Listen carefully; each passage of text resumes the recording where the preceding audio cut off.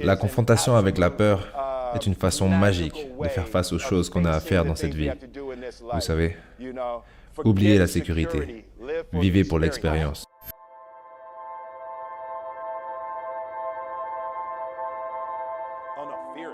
Contrôler nos peurs, c'est le plus important.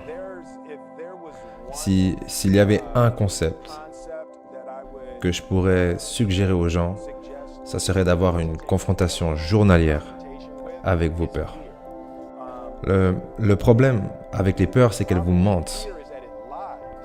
Donc, la peur te dit « Hé toi, si tu dis ça à cette fille, elle saura qu'elle peut t'avoir. Tu sais, elle ne sera jamais vraiment attractée par toi si elle sait à quel point tu es attracté par elle. Ne dis surtout pas ça. Non, pour la voir, quand elle passera à côté de toi, tu l'ignores. » Tu vois, la peur te dit des foutues conneries, de genre tout le temps. Tu vois. Donc pour moi, la confrontation journalière avec la peur est vraiment devenue un entraînement pour moi. Environ il y a 3 ans environ en arrière, je suis allé faire un saut en parachute à Dubaï. Et le saut en parachute est une confrontation très très intéressante avec la peur, ouais. Et il faut que je me lève, pour vous raconter ça. 2 secondes. Donc, j'étais avec mes amis. Désolé, j'ai fait tomber ce truc. Alors, ce qui est arrivé, c'est que tu es là, tu vas boire un verre avec tes amis tranquille, et un d'eux dit « Ouais, on devrait aller faire du saut en parachute demain. » Et toi, tu réponds « Ouais, grave, faisons un saut en parachute, yeah, yeah, tout le monde est chaud. » Et juste après ça, tu rentres chez toi tout seul, et d'un coup, tu te dis « Aussi, t'es un peu bourré, non ?» Donc, peut-être que... On n'est pas forcé d'y aller. On n'est pas obligé de le faire, non. Et après ce soir-là, tu es couché dans ton lit et tu n'arrêtes pas de flipper. Et tu es terrifié, tu n'arrêtes pas de t'imaginer en train de sauter de cet avion, encore et encore. Et tu n'arrives pas à comprendre pourquoi tu ferais un truc pareil. Et tu es couché dans ton lit là, et tu as la pire nuit de ta vie.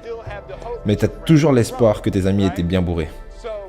Donc tu te réveilles le lendemain matin et tu descends, tu vas rejoindre tes potes et ils sont tous là. Et toi tu es là, ah merde, ok, cool, ça va aller. Donc on y va, on monte dans le van, mais tu ne sais pas que tes amis ont eu la même nuit que toi, parce que eux aussi font semblant de l'avoir déjà fait. Ouais, tranquille, mon oncle est dans les Navy Seals, ça va être ouf, j'attendais que ça. Et toi t'es là, oh mon Dieu, putain mon Dieu. T'as l'estomac retourné, tu peux pas manger et tout, mais tu veux pas être le seul trouillard qui saute pas de cet avion. Donc, t'y vas, et sur place, ils te font un briefing sur la sécurité. Et toi, t'es là debout, et l'instructeur te dit, si le parachute s'ouvre pas, mais pourquoi le parachute s'ouvrirait pas? Enfin bref, pour ton premier saut, t'es attaché à un mec derrière toi, et c'est lui qui va te faire sauter. Donc, tu y vas, l'avion est là, et personne ne s'arrête. Ils y vont tous. Donc, du coup, toi, tu montes dans l'avion, et c'est bizarre parce que tu te retrouves assis sur les genoux d'un mec que tu connais pas. Tu es assis comme ça, là, sur ses genoux. Et t'es là en train d'essayer d'avoir une petite conversation et tout, genre, alors, comment ça va? Tu sautes souvent avec des gens comme ça? Et après ça, tu veux juste te rassurer et tu lui demandes, vous avez des enfants, hein, vous voulez bien rentrer chez vous après, hein? Donc tu veux être certain qu'il est sérieux, tu vois. Donc, tu es là, tout est normal, vous volez, ça monte à plus de 1000 mètres, et tu vois d'un coup un signal lumineux, qui est rouge, jaune et vert. Et en ce moment, la lumière est rouge. Mais tu te dis bien que la lumière va bien finir par tourner au vert. Et tu te demandes qu'est-ce qui va se passer à ce moment-là. Et tu attends, et ça tourne au jaune, puis la lumière devient verte. Un type ouvre la porte, et c'est à ce moment que tu réalises que tu n'as jamais été dans un putain d'avion avec la porte ouverte. Terrible. Oh, désolé, je suis en train de cracher. Désolé. Terrifiant.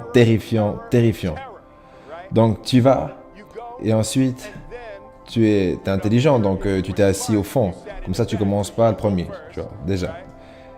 Et tes potes, ils y vont, ils commencent tous à sauter les uns après les autres. Et tu y vas, et le gars te met sur le bord, vraiment le bord. Et tu es juste au bord et tu vois tes pieds qui sont dans le vide. Et tu regardes en bas, en direction de la mort.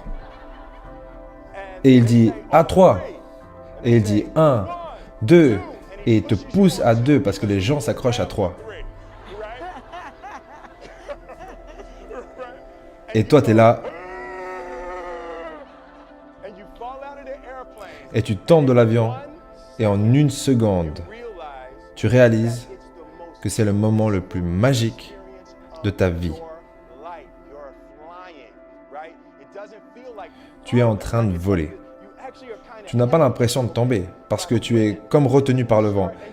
Et après tu tombes et il n'y a absolument aucune peur.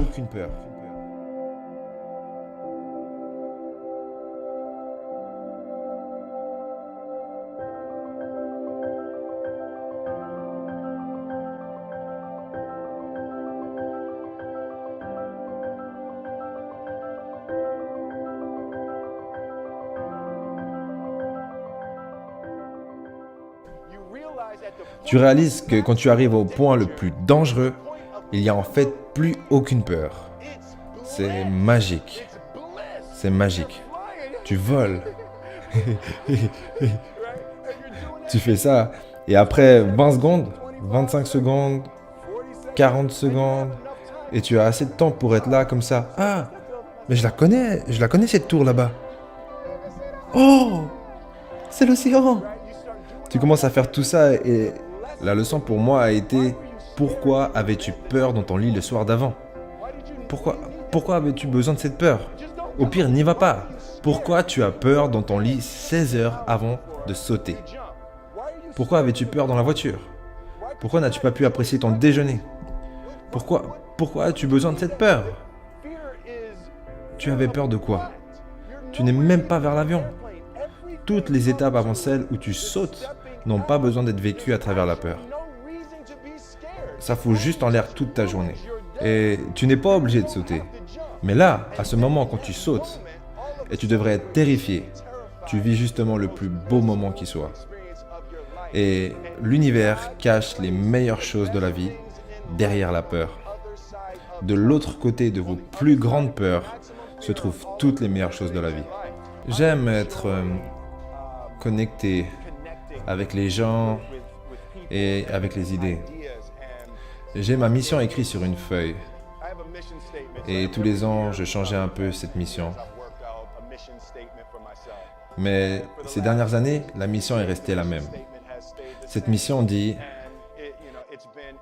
améliorer des vies. Donc, quand je fais quelque chose, je cherche toujours, comment la qualité de ce que je vais faire pourra améliorer des vies. Mais c'est tout au long du chemin. C'est quand je fais un film, comment je me comporte avec les gens, etc. Le concept d'améliorer des vies est au centre de tout ce que je fais. Et je réalise que la meilleure façon d'améliorer des vies, c'est de continuellement vous améliorer vous-même. Donc, avec ça, tous les matins, quand je sors du lit, je peux bien voir que je n'ai pas encore réglé tous les problèmes de ce monde. Donc, il y a toujours quelque chose à faire. Il y a une citation du Bouddha qui dit « Les bonnes personnes doivent sortir du lit tous les jours et essayer de vider l'océan avec une louche. » Ok. Et j'ai directement réalisé qu'il y avait quelque chose de profond derrière ce concept. Et je me suis arrêté pendant une seconde et je me suis dit « Ok, mais qu'est-ce qu'une louche ?» Donc après, direct, je suis allé sur mon iPad pour voir qu'est-ce que c'était une louche. Et je me suis rendu compte, ouais, c'est une grosse cuillère, c'est une grosse cuillère. Comme une cuillère à soupe, une cuillère à soupe. Essayez de vider l'océan avec une cuillère à soupe. Ce qui représente la mentalité de se lever tous les jours pour essayer d'apporter du bon dans ce monde. Donc pour moi, je dois dire que je suis très motivé par l'idée de continuellement améliorer mon cerveau, mon esprit et prendre soin de mon corps pour être capable d'aimer autant de personnes que possible et de la façon la plus efficace que possible avec ce mystérieux cadeau qu'on m'a offert qu'on appelle la vie.